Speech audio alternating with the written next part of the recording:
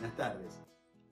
Hoy los voy a sorprender, porque ¿cómo es que elevo una charla un día viernes? Pero hoy no es un viernes cualquiera, hoy es viernes 14 de junio.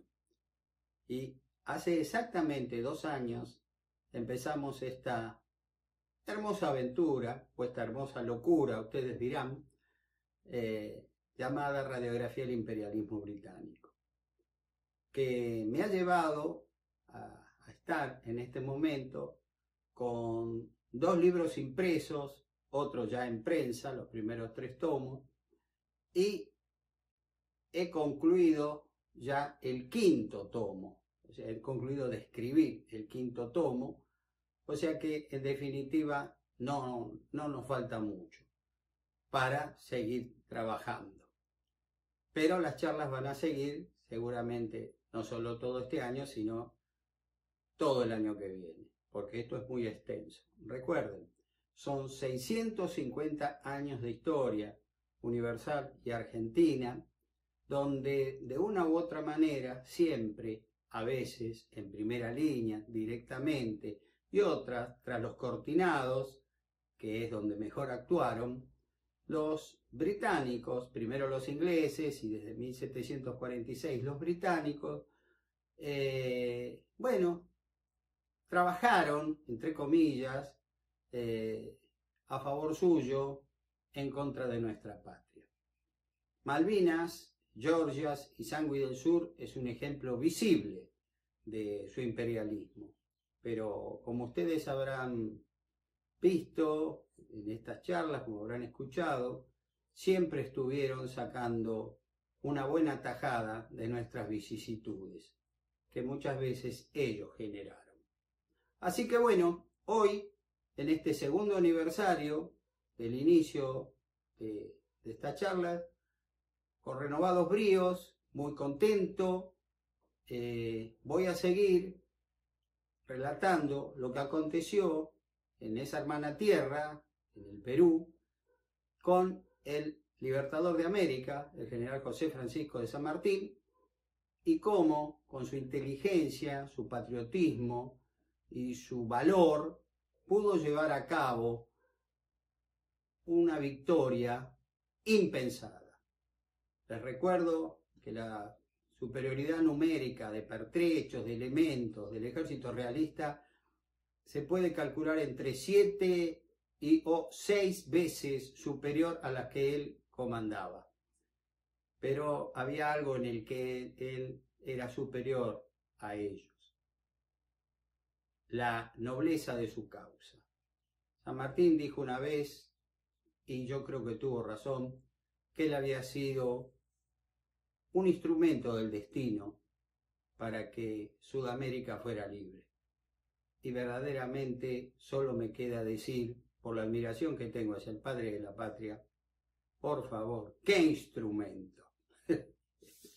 Bueno, volvemos al Perú, volvemos al Ejército Libertador en Huaraz, en el norte de Lima. Acuérdense que se había reembarcado desde Pisco, y mientras la primera campaña de la Sierra, al mando del general Juan Antonio Álvarez de Arenales, el Hachado, que se le había disfigurado el rostro, como ya lo expliqué, en la batalla de la Florida, el 25 de mayo de 1814, mientras esta campaña asombraba a propios y extraños, porque no eran muchos, eran 1000 y pico de hombres, argentinos y chilenos, y ya de a poco se fueron incorporando peruanos, porque dijeron, no nos podemos quedar de brazos cruzados, esta gente viene a darnos la libertad, vamos a colaborar también nosotros, ¿no? Y de a poquito la cosa se fue armando el baile, en el buen sentido de la palabra.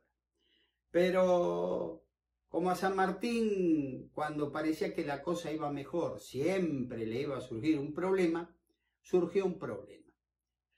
El problema fue el estallido de la fiebre amarilla, la temible fiebre amarilla, en 1821, en Huaraz, en el campamento militar del Ejército Libertador, y San Martín la conocía, esa temible enfermedad. Recuerdo, lo he dicho, que en 1804, estando en Cádiz, ese puerto español sufrió un ataque, digamos así, de esta terrible enfermedad, y el Libertador, demostrando un gran temple, un gran valor, no esperó que le ordenaran colaborar con los enfermos, directamente lo hizo. Por eso, en esa ciudad española se ha levantado un monumento en una de cuyas caras, en uno de sus frontispicios, dice que los gaditanos nunca van a olvidar el valor, a la nobleza, a la entrega de José de San Martín, que en ese entonces, si no me equivoco, era segundo ayudante o capitán, en fin, tenía un grado, por supuesto, menor, 1804, pero ahora, siendo general, en Perú, 1821, se la volvió a encontrar. Y bueno, él más o menos, por la experiencia vivida en Cádiz, sabía lo que tenía que hacer, aislar a los enfermos, separar lo más que podía las tropas que estuvieran bien. Y al poco tiempo recibe la noticia que en Lima, en la capital del Perú, ocupada por supuesto por los españoles, la peste también había estallado. Entonces San Martín reunió a sus hombres, y como yo lo dije una vez, en todo campamento donde él estuvo, campamento militar, era como ese dicho que se dice en la ciudad de Las Vegas: lo que pasa en Las Vegas queda en Las Vegas.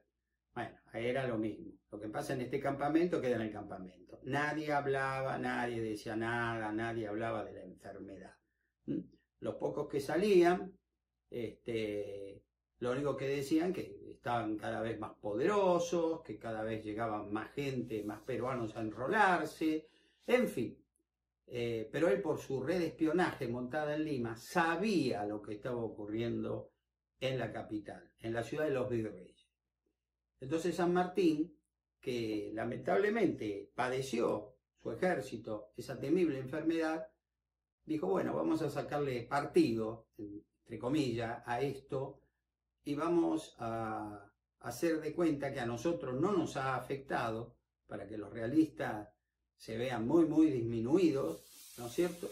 Y de ese modo trabajar en pos de la libertad del Perú. Yo les voy a leer algunos pasajes que escribieron grandes historiadores, algunos testigos de los hechos, pero voy a empezar con Bartolomé Mitre, que dice que esta fiebre era una peste endémica del Perú, en la región de la costa, y dice, se declaró en el campamento insalubre de Asnapuquío, que era realista, con los caracteres malignos, la fiebre amarilla. El ejército realista llegó a tener 20 muertos diarios y 3.000 enfermos. La imposibilidad de sostener por más tiempo a la capital se hizo evidente. Evacuarla era la idea del nuevo virrey del Perú, del general José de la Serna, porque dijo, tenemos esta peste y estamos sitiados por San Martín, porque él había, la verdad, entre comillas, y disculpen el dicho criollo, se había tragado el anzuelo, que San Martín tenía un ejército pero inmensamente superior al que verdaderamente tenía. Entonces la Serna dijo, yo permanecer en Lima, la verdad que no es negocio, más que acá, si yo llego a las montañas, esta fiebre va a dejar de atacarnos. Entonces, estando en ese predicamento, llega a Lima un enviado del rey Fernando VII. Este hombre, el enviado, viene con la idea de concluir con esa guerra civil que había comenzado en 1810. Con esta expresión, guerra civil, Fernando VII quería rebajar la causa revolucionaria, diciendo, bueno, en definitiva esto no pasa más que ser una guerra intestina entre españoles, lo cual no era cierto, aunque hay muchos historiadores que respaldan eso. Yo soy respetuoso de los pareceres de personas que con razones fundadas lo han dicho, pero particularmente yo no creo eso. Yo creo que fue una guerra de países, de los países nuevos, de Argentina, de Chile, de lo que va a ser Colombia, Nueva Granada, Venezuela, contra el dominio español. Y en Perú, en definitiva, era el último sitio donde se iba a finiquitar el asunto. Iban a nacer, junto a Perú, todos estos países nuevos que yo les he nombrado precedentemente. Pero bueno, este hombre llega y dice, yo tengo que ir habla con el virrey del Perú, con la Serna, que no se siente muy cómodo con su presencia, dice, bueno, yo ahora tengo que ver la forma cómo llego al campamento de San Martín en Huaraz, porque esto tiene que terminar, ya son muchos años, son 11 años de guerra, 11 años de muerte, de desangrarnos, y somos todos españoles. Hablando se entiende la gente, habrá que hacerle algunas concesiones a estas colonias y punto, ¿no? Y a otra cosa, mariposa, pensaba. Estaba equivocado, no era así. San Martín, mientras tanto, hacía milagros con lo poquito que tenía, con los pocos hombres que estaban sanos, los mandaba en partidas, como recordarán ustedes que lo hizo en San Miguel de Tucumán, desde la Ciudadela. Iban, llegaban a un pueblito, hablaban, dice, bueno, estamos viendo cuánta agua tienen, qué pastos, qué caballada, cuántos mulares, porque dentro de poco acá vamos a aparecer, y les daban a entender que iban a llegar, pongamos, 3, 4, 5.000 hombres. Entonces los peruanos enloquecidos, sí, claro, nosotros los esperábamos, vamos a hacer los arreos, todo. Esto era mentira, formaba parte de la nueva guerra de Zapa, porque San Martín sabía que en esos pueblitos colindantes que estaban cerca de Lima, también había realistas convencidos, que esas noticias se las enviaban urgente a Lima, diciendo, mire, San Martín tiene un ejército impresionante y va a venir acá, hasta el pueblo, digamos, como punto de avanzada y luego va a marchar sobre Lima. La Serna creyó en todo esto, te quiero aclarar, no es que digan, esto es... No, la Serna creía totalmente, ya estaba un poco como Joaquín de la Pezuela, todo lo que decía San Martín, ouch, esto mucho no me gusta, ¿no? Entonces él se preparaba para irse de Lima. En Huara, les vuelvo a repetir, la peste también había estallado en el campamento militar patriota, o sea, de argentino, chileno y peruano ahora. Pero les repito una vez más, los realistas nunca lo supieron. ¿Por qué? Porque lo que ocurría en el campamento quedaba en el campamento. Las medidas de contrainteligencia sanmartiniana fueron fabulosas. Fabulosas. No hay otra calificación para mí. El general Rudecindo Alvarado, uno de los más leales y mejores jefes que tuvo el Libertador, escribió, para que ustedes vean lo que fue la mortandad por la fiebre amarilla en el campamento de Huaraz. El batallón cuarto de Chile, que desembarcó con 700 plazas, quedó en cuadro, o sea, muy poquitos. Y allí se formó nuevamente con negros, granaderos a caballo y regimientos de cazadores. Ocupaban los hospitales y morían por centenares, lo que igualmente sucedía con los oficiales. Yo sufrí, por más de 4 meses, una fiebre que física y moralmente me destruyó, determinando unos ataques apopléjicos que casi diariamente cobraban sobre mi cuerpo. El general San Martín trabajó entonces con el mejor suceso para impedir que el enemigo conociera nuestra desconsolante situación y organizó una división a las órdenes del general Arenales, eso ya lo dije, que marchara por la sierra, comprendiendo en ella a mi regimiento que eran esqueletos vivientes. O sea, le envió refuerzos a Arenales y verdaderamente era gente que estaba, como dice, esqueletos vivientes. El general Mitre dice por su parte, San Martín desde su campamento destacaba pequeñas divisiones por mar y tierra para tener en sobresalto al puerto del Callao y demás puntos vecinos a Lima. Es cierto que en 3 meses el ejército libertador situado en Huara no emprendió ningún movimiento decisivo. Y yo me pregunto, ¿cómo lo hubiera hecho si no tenía con qué? ese ejército fabuloso que San Martín supuestamente comandaba, de miles y miles de hombres, era un invento, era una operación de inteligencia, no existía. El ejército era de 4.000 y pico de hombres, pongamos 5.000 ahora con la incorporación de los peruanos, pero muchos de ellos estaban enfermos y morían por decenas diariamente. Entonces, ¿cómo quieren que el general San Martín, algunos críticos que nunca faltan, hubiese pasado a la acción? ¿Y para qué pasar a la acción si San Martín solo esperaba que la manzana, ¿no?, cayera, el fruto maduro cayera? Y cayó, eso se los anticipo. Mientras tanto, conociendo toda la ventaja que podía sacar del entusiasmo del pueblo, estableció cuerpos de guerrilleros en los puntos inmediatos a Lima. Sin ocasionar más gasto que el armamento, a estos guerrilleros se le dio el nombre de montoneros, porque se agrupaban en montones, porque sus ataques lo hacían en montón y sin cierto plan, y desde entonces el nombre de montonero se hizo terrible, ya por el arrojo con que acometían al enemigo, por superior que fuera el número, ya por las extorsiones que cometían en los pueblos o hacienda en que acampaban.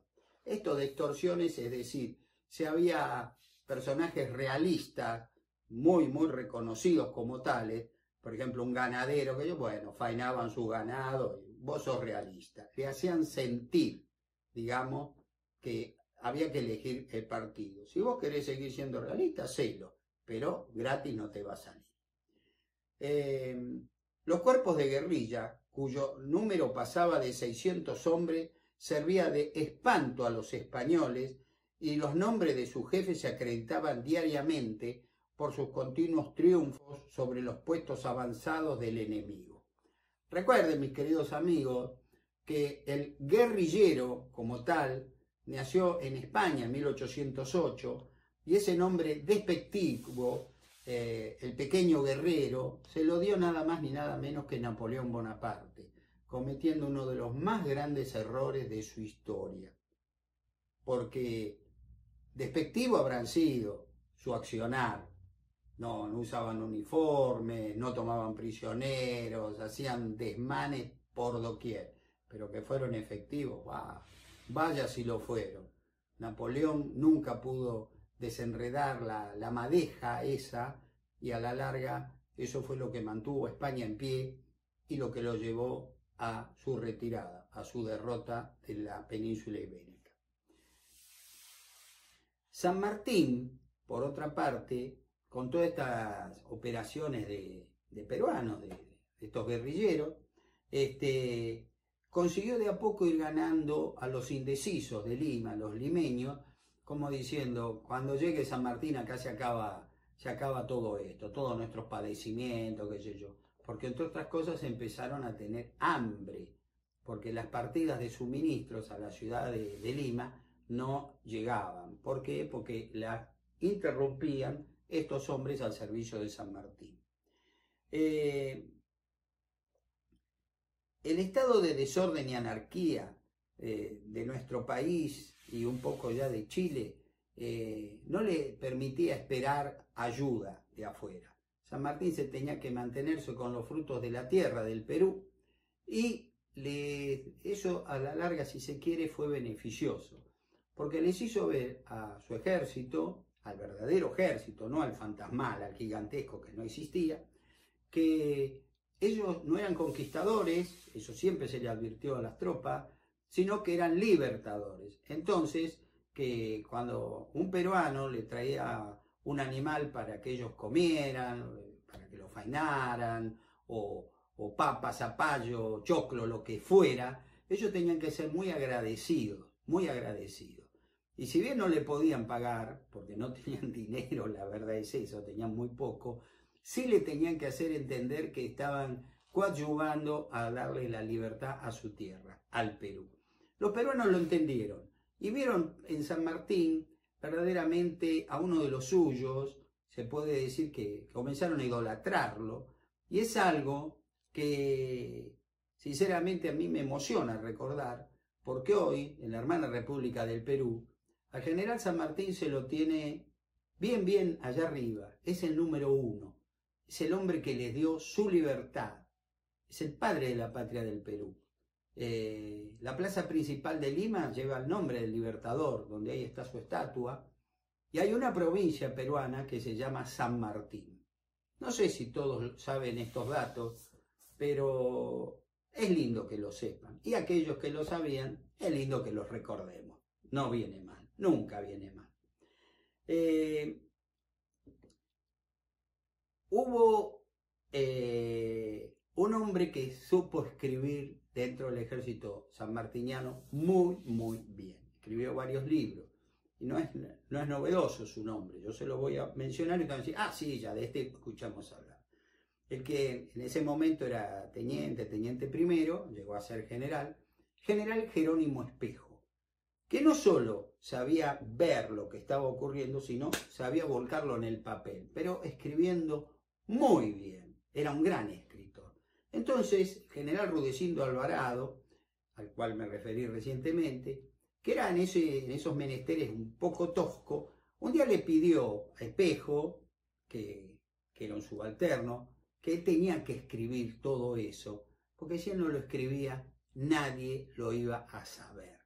Y gracias a Dios que Alvarado, entre comillas, le impartió esa orden a Espejo, porque este tomó la pluma y nos dejó cosas tan hermosas como las que le voy a leer ahora. Le dice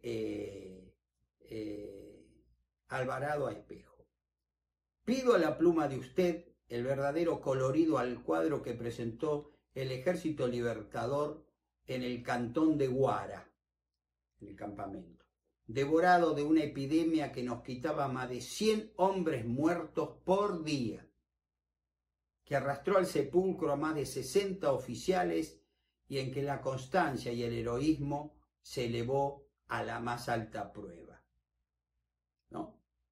Entonces, Espejo escribe: nunca San Martín mostró más genio que entonces, ora inundando Lima y sus inmediaciones de partidas de guerrilleros, ora ocultando al enemigo nuestra positiva debilidad, ora emprendiendo sobre la sierra con espectros, hombres muy débiles, en lugar de hombres o soldados, ora, en fin, con la negociación o la intriga que dio tiempo a superar aquella espantosa situación. No recuerdo aquella tristísima época sin un tributo de admiración hacia nuestro general. Y repito, que en ocasión alguna no le encontré tan grande como entonces. Nadie ha escrito una línea sobre esto. Y esto hay que escribirlo para dignificar a los mártires del ejército, así como el fecundo genio de su general. Hermosas palabras, verdaderamente. Un escritor peruano que admiraba mucho al general San Martín, Paz Soldán, escribió: la ciudad de Lima y los valles inmediatos son malsanos en ciertas épocas del año, y de tiempo en tiempo se desarrolla una epidemia mortífera, que después será reconocida por ser la fiebre amarilla o vómito negro, que tanto atemoriza a los extranjeros en las costas del Golfo de México y de Colombia. En Lima los resultados no son funestos porque el número de muertos entre los atacados del mal es corto, pero los que lo han sufrido la peste quedan inutilizados para todo servicio por varias semanas. El ejército patriota situado en Huaras y pueblos inmediatos fue atacado por esa terrible enfermedad, y el mal se aumentaba por la escasez de todos los recursos y por no tener hospitales o casas cómodas para ser asistidos. Centenares de bajas diarias tenía el ejército, al extremo de ser alarmante la seguridad de poder resistir un ligero ataque del enemigo. Por eso, les vuelvo a repetir, de lo que pasaba en el campamento no salía nada. Si la Serna hubiera sabido la debilidad de San Martín, con lo poco que tenía lo atacaba y lo hubiera destruido. Eso se llama un eficiente servicio de contrainteligencia. El activo Monteagudo tomaba cuentas cuántas providencias, recursos y arbitrios estaban a su alcance para aliviar o cuanto menos para disminuir tal mal estado. La situación del hospital afligía a San Martín. Ocurre ahora un nuevo mal a la peste, la época de las lluvias o garúas, que son muy fuertes de noche. Los galpones actuales, decía San Martín, por más precauciones que se tomen, ya sea cubriéndoles con totora o con cueros, que sería muy costoso, en fin, todo lo que pudiéramos hacer, no alcanzan. Disculpe, me agarró un ataque de tos y tuve que ir a tomar un vasito de agua. Es normal. Bueno, les decía que empezaron las lluvias, la situación se agravó, y para terminar esta nota que Mariano Paz Soldán rescata de una carta de San Martín, es así, dice así: el número de enfermos al 4 de mayo de 1821 llegaba a 605, aumentó a 808 8 días después, y el 22 subió al número de 1131, casi el tercio del ejército estacionado en Huaraz. Con eso ustedes sacan sus propias conclusiones. En qué grave situación estuvo las fuerzas libertadoras al mando del general San Martín en Perú por la fiebre amarilla. Ahora me tengo que referir a la conferencia de Punchauca, que el Libertador va a mantener con el virrey del Perú. Yo le comenté que había llegado un enviado del rey Fernando VII que, con órdenes de reunir a ambas partes y terminar esa guerra civil iniciada en 1810, como lo denominaban los españoles. ¿Quién era el enviado? El capitán de fragata Manuel Abreu, quien, luego de conversar con la Serna, que todavía creía en una situación militar, dijo: tengo que ir al campamento de San Martín. Fueron enviados parlamentarios, qué sé yo. San Martín dijo: por favor, que será muy bien recibido. Le recordó a todos sus oficiales, a todos los hombres que vienen, que el lugar donde él lo iba a recibir, Abreu, no hubiera un solo enfermo. O sea, enfermedad en nuestro campamento no existe. Todo oculto. El 25 de marzo de 1821, el domingo 25 de marzo de 1821, Abreu llega al campamento de Huaraz, siendo recibido con todos los honores, y permaneció en ese lugar 4 días. San Martín, que era una persona muy seria, muy objetivamente muy militar, pero al mismo tiempo muy simpático, le brindó una acogida a un amigo. Explicó los motivos por los cuales ellos estaban ahí viniendo desde Buenos Aires para liberar al Perú, porque formaba parte de la ideal de la Revolución de Mayo. Y si bien Abreu no va a lograr el objetivo de deponer las armas, qué sé yo, retornó a Lima verdaderamente encandilado por San Martín. Cuando llegó, se lo dijo al virrey La Serna: yo he conocido a un gran hombre. Esto, por supuesto, no le gustó nada a La Serna, ¿no? Como diciendo: pero este hombre, ¿de qué lado está? ¿De nosotros o de los rebeldes? Dice, y le escribió confidencialmente desde Lima a Perú que sería una buena idea que él nombrara comisionados para transar las diferencias pendientes entre los disidentes y restituirlos a los países americanos a la antigua tranquilidad, ganando en felicidad. Como diciendo: ustedes pueden nombrar sus representantes, pueden viajar conmigo a Madrid, allá los van a ser escuchados, respetados, qué sé yo, y esta disidencia, esto se tiene que terminar, y volvamos a... que evidentemente para ustedes luchar por su libertad se han cometido errores, pero todo se puede subsanar. Este hombre todavía creía que se podía reconstruir el Imperio Español. Estaba totalmente equivocado. San Martín le responde a este hombre, y otras cartas que le ha hecho llegar el virrey, en ese sentido, el virrey La Serna, diciendo que él no tiene problema en encontrarse para charlar directamente. ¿Por qué no nos encontramos y lo conversamos usted y yo directamente? Como la Serna se demoró un tanto en responder, San Martín, con lo poquito que tenía, abrió 2 campañas militares más. Entonces la Serna, creyendo, porque estaba convencido que San Martín, primero, no había sido afectado por la peste, y segundo, que comandaba un ejército de miles y miles de hombres, y que él no los tenía, hablando en criollo, se asustó. Entonces, como diciendo, bueno, militarmente a este no le puedo ganar. Entonces lo invita a conversar con él, que es lo que San Martín en el fondo quería. Entonces se llegó a un acuerdo y se va a hacer en la hacienda de Torreblanca, ¿no? Primero se reúnen ahí unos hombres, perdón, en la hacienda de Torreblanca se reúnen algunos comisionados de ambas partes, algunos oficiales, en un clima muy distendido, muy simpático. Hay una anécdota que dice que un famoso general español muy valiente, Juan Antonio Monet, estaba conversando en forma distendida, tomando una copa, comiendo un tentempié, con lo que ustedes piensen, lo que ustedes quieran, no sé qué comía.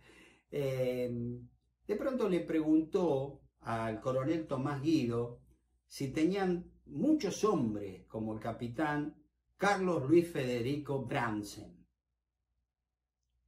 porque era muy conocido, un hombre que había estado condecorado por Napoleón, en fin, un francés que, pucha, qué soldado que fue, ¿no? Ya me voy a referir a él en la guerra contra Brasil, con detenimiento. Y con honestidad, Guido le dice, no, general, nadie lo supera en valor y en cuanto a su reconocimiento y pericia en el arte de la guerra. No es fácil igualarle. Monet, sonriendo, le respondió con igual franqueza. Me alegro, porque así fuera, si tuviera muchos Brandsen, se nos enredaría mucho más la madeja. Como diciendo, como diríamos hoy, ahora que está el tema de un nuevo campeonato de fútbol, qué jugador que tienen ustedes. Brandsen, Carlos Luis Federico Brandsen, un gran hombre, francés de nacimiento, pero argentino hasta el tuétano, como diría mi abuela. Como resultado del encuentro de Torreblanca, acordaron que se podrían volver a reunir en Punchauca, que estaba en un lugar que está a 25 kilómetros de Lima. El virrey del Perú nombra también a sus comisionados, San Martín hace lo propio. Bueno, los españoles tenían su caballito de batalla, dice, mire, vamos a jurar todos y va a estar en vigencia la querida Pepa, la Constitución de 1812, la Constitución liberal. Pero San Martín les dijo que esto no servía como vínculo de unión y objeto de pacificación entre España y las Provincias Unidas del Río de la Plata, Chile y el Perú. Con relación a que enviemos representantes parlamentarios a España, sí lo podemos hacer, le dice San Martín, pero una vez que acepten nuestra emancipación. Es decir, se reúnen y no llegan a ningún acuerdo. Entonces, ustedes dirán, ¿y para qué se reunieron? Los españoles para evitar ser atacados por un ejército de miles y miles y miles de hombres, que no existía, era un ejército fantasmagórico, todo creado por la inteligencia sanmartiniana, y San Martín para ganar tiempo, para que se curaran sus hombres, para ocupar los cargos de los muertos y los heridos con peruanos, que llegaban libremente a incorporarse a las filas, pero era gente que no sabía combatir, o sea que había que prepararlo, eran meros aprendices de recluta, ¿no? Entonces San Martín ganaba tiempo y los otros esperaban con eso que no los atacaran. Cuando vuelven al campamento de San Martín, le dice el resultado, San Martín no se sorprendió, eso es lo que esperaba, pero la Serna sí se molestó, porque esperaba que con todas las concesiones que le habían hecho, este ofrecimiento de paz y todo esto, San Martín dijera, bueno, es hora de terminar la guerra. Pero San Martín no le dijo eso. Entonces, en definitiva, se miraron todos los parlamentarios y le dijeron, señor, va a tener que ir usted a hablar con San Martín. Y así se va a dar, mis queridos amigos, algo que vamos a ver el próximo martes, porque lo de hoy, de reunirnos un viernes, fue nada más que por los 2 años del inicio de nuestras charlas. Pero ahora, el próximo martes, volvemos a la normalidad. Este viernes fue la excepción que confirma la regla. Fueron por los 2 años del aguante que me han tenido, por el cariño que recibo de muchos de ustedes, que me envían palabras de aliento, que me preguntan cosas. Yo les agradezco muchísimo. Ustedes no saben lo importante que es para uno. Esto para mí es una locura / sueño. Espero que el sueño le gane a la locura. Así que nos queda ahora la próxima encontrarnos así espiando, ¿no? la reunión que mantuvieron el Libertador de América, el general José de San Martín, y el virrey del Perú, que va a ser el último virrey del Perú, dicho sea de paso, el general José de la Serna, que era un hombre muy capaz, que era un hombre valiente, pero que evidentemente no estaba al nivel del general José de San Martín. Nuevamente gracias por estos 2 años de fidelidad a muchos de ustedes, otros se han ido incorporando en la marcha.